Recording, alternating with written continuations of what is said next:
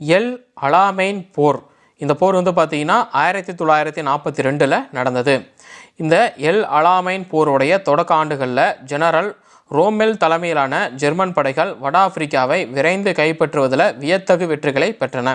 அதாவது இந்த ஜெர்மன் படைகள் வந்து பார்த்திங்கன்னா யார் மேலே படையெடுத்து போனாலும் ஆரம்பத்தில் வந்து பார்த்திங்கன்னா வெற்றி பெற்றுறாங்க. எப்படி அப்படின்னா, ஆரம்பத்தில் திடீர் தாக்குதல் பண்ணுறாங்க இல்லைங்களா, அந்த நாட்டில் இருக்கிற படை வீரர்கள் வந்து ரெடியாக இருக்க மாட்டாங்க. ஸோ ரெடியாகாமல் இருக்கும்போது இவங்க வந்து தாக்குதல் பண்ணிடுவாங்க. அதுக்கப்புறம் அவங்க ரெடியாகி திரும்பி அடிக்கும்போது வந்து பார்த்திங்கன்னா இந்த ஜெர்மன் படை ஒவ்வொரு இடத்துலையும் தோத்துக்கிட்டே இருக்கிறது நடக்குது. இங்கேயும் அப்படி தான் வந்து பார்த்திங்கன்னா தோக்குது இந்த எல் அலாமெயின் போர்லையும். போரின் தொடக்க ஆண்டுகளில் ஜெனரல் ரோமெல் தலைமையிலான ஜெர்மன் படைகள் வட ஆப்பிரிக்காவை விரைந்து கைப்பற்றுவதில் வியத்தகு வெற்றிகளை பெற்றன.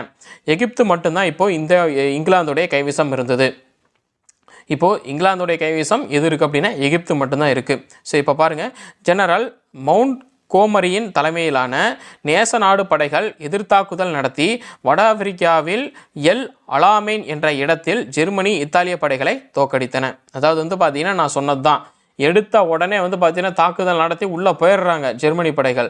திருப்பி எதிர்த்தாக்குதல் நடத்தினாங்கன்னு வச்சுக்கோங்களேன், அவங்களுக்கு வந்து பார்த்திங்கன்னா தாக்கு பிடிக்க முடியல.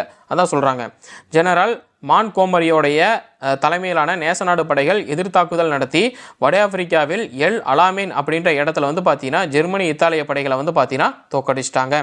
பாலைவனத்துடைய வழியாக துரத்தப்பட்ட ஜெர்மனி படைகள் வட ஆப்பிரிக்காவிலிருந்து வெளியேற்றப்பட்டாங்க. இதனால் இத்தாலியின் மீது படையெடுப்பதற்கு வசதியான ஸ்தலம் நேச நாடுகளுக்கு கிடைத்தது. இத்தாலியின் மீது படையெடுப்பதற்கான வசதியான ஸ்தலம்னா இடம் வந்து நேச நாடுகளுக்கு கிடைச்சிருச்சு. சரிங்களா? ஸோ இப்போ வந்து பார்த்தீங்கன்னா பாலைவனத்தின் வழியாக துரத்தப்பட்ட ஜெர்மனி படைகள் வட ஆப்பிரிக்காவிலேருந்து வெளியேறிட்டாங்க. சரிங்களா? வட ஆப்பிரிக்காவிலேருந்து போயிட்டாங்க. இவங்களுக்கு ஜெர்மனியரை தாக்கிறதுக்கான ஒரு இடம் வந்து பார்த்தீங்கன்னா அங்கே கிடைச்சிருச்சு. ஸோ இதுதான் வந்து பார்த்தீங்கன்னா எல் அலாமெயின் போர். இந்த போர் வந்து 1942 வந்து பார்த்தீங்கன்னா நடந்திருக்குது.